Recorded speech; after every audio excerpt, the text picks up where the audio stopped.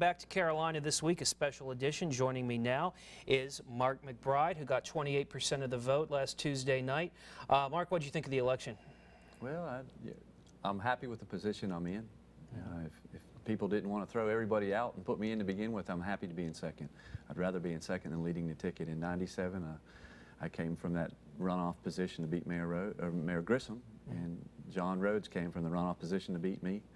Senator DeMint beat Governor Beasley, and now he's a United States Senator from a runoff position, so I like the position I'm in. We talked to you after the election, and it already seems like we're already kind of some sparks flying for this runoff cycle. One of the things that you talked about after the election was the Indian casino gaming, and possibly that being part of John Rhodes' plan down the road. I want to play a little bit of what John Rhodes had to say about that accusation real quick and see what you have to say about that. Mr. McBride is a great fabricator. He knows how to come up with all these little innuendos and make accusations about things and start pointing fingers, and does not know anything about what he's talking about. He flat out denied this. What do you have to say? I mean, it's, you know, the records, the Federal Election Commission donor list and PACs out of Minnesota tie the same people who contributed to $96,000 to the incumbent candidates, and the mayor received $24,000. The same entities contributed money to a PAC out of Minnesota that their two biggest contributors are Indian casinos, and it's the Foxwoods Casino in Connecticut. There's underlying issues here that I think are at play. So you're saying that people who back Indian casinos are backing John Rhodes, and he's taking their money? I'm saying there's an association there and the common thing between the casinos and Mayor Rhodes is the Chamber of Commerce, their employees, and their board members. Well, then I think that begs the question, is casino gambling good or bad for Myrtle Beach?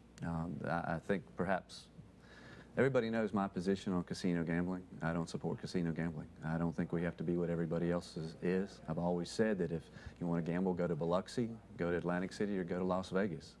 I don't support casinos in Myrtle Beach.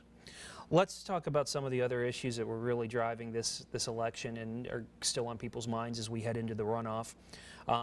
The first that's really been getting a lot of talk lately is the 1% ad tax, something you a big vocal opponent of. What would you do if elected to try to ease the burden on taxpayers? I want a referendum. You know, I've gone out and I've begun getting signatures. As I've said many times, I went to 135 city business owners. 80 of the business owners agreed to collect signatures to have a referendum. 50 businesses were afraid to sign and say they were afraid of retribution from the city, and only 3 businesses out of 135 wanted the 1%. And one of those 3 ladies, she actually said, I want the 1%, but I think it should be a referendum. I think it's a detriment. And I've been told that AAA, I'm trying to confirm it, I was told at the polls that AAA has made a recommendation against Myrtle Beach based upon the tax structure. Now, let me clarify, I'm trying to, I don't have that in writing yet, but it's just a detriment. The people I see at the restaurant at night, they're complaining that it's a sales tax. Would you try to do anything to lure people despite the tax? Would you try to fight the tax? I don't know what avenue you'd be able to take as mayor, if you'd be able to lobby the state government to have it repealed. Is there anything you would do about the tax? I don't support it. I mean, there's no secret. And I think one of the biggest misconceptions, it was all about creating jobs. We've thrown that aside. Now it's all about tax reductions, tax reductions. You're going to get a 90% savings on your tax bill. Well, the fact of the matter is 80% of the people who have property in the city of Myrtle Beach will get no tax reduction if it's ever in place. There's no promise that it's ever going to be in place. A referendum, whether it's me or anybody else they can actually do a referendum and kill it. I want a referendum to allow the people to decide. I'm willing to compromise to that point. I live with what the people say, but I just don't think that the people should be having to put up with what 7 members of council decided. So if elected, Myrtle Beach residents can probably expect to head back to the polls to have a say on this? Absolutely. I want a referendum. Okay. Bike rallies, another big one. We've heard from a lot of businesses who say that the bike rallies, the way the ordinances were handled to get rid of the bikers in May, really hurt their business. We've heard from their employees, but we've heard from the residents who say it's a quality of life issue. Those ordinances did their job, and they're happy with the way things are. Where do you stand on the bike rallies? I stand on the bike rallies the same position I had in 2005 when I was running. At that time, you know, we had entities within the city pushing a 10 to 14 day event. They wanted to push it and push it and push it, and they got greedy. And the residents are right. It's too loud, too long, the whole city mantra, but it was how they resolved the issue. But I'm for a 5-day city-sponsored event. I want the city to have vendors, and I want to be sponsored by the city. We've never done that. We created, you know, by no fault of our own or no efforts and no ad tax money, no driving by the Chamber of Commerce or Golf Holiday, we created an event that brought in $500 million a year in May, and we killed it. You know, you don't go and you don't quit a job without having another job to go to. You don't run off that kind of business without having something to replace it.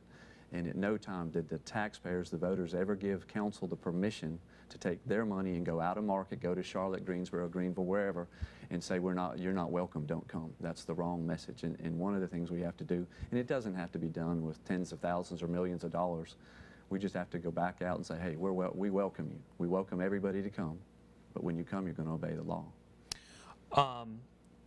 We did a story last night on the election, or we did a story last week on the election about voter turnout being pretty poor given the population of the city. What would you say to those people that didn't vote and to those people that maybe voted for one of the people that didn't make it into the runoff? Just please come out and vote. You know, if you want to vote for John Rhodes, come out and vote, but vote. 38% turnout's really disappointing.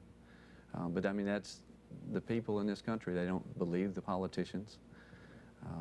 I don't believe the politicians are doing what they want them to do, so when you're putting all the incumbents back in, well, what's the use of me voting? Why should I go out and vote? It ain't going to make a difference. And it's a lot of melees. I want to get now to some questions that we submitted from, that we requested from viewers, and we got a ton of them, and unfortunately we can't get to all of them. I'm going to try to find a way to try to get you guys to answer some of these, though. Let's ask a few of them right now. If elected, would you consider putting bike rallies on a ballot for people to decide, not just a handful of people? That's a difficult question. I think, and I agree with, on a tax issue, I think it's different. You know, that's on this type of a tax issue. I think the people should be decide, but there is the other side. Elected officials are elected to make decisions, and I don't think a bike rally, an issue, an event that needs a referendum from the public. No.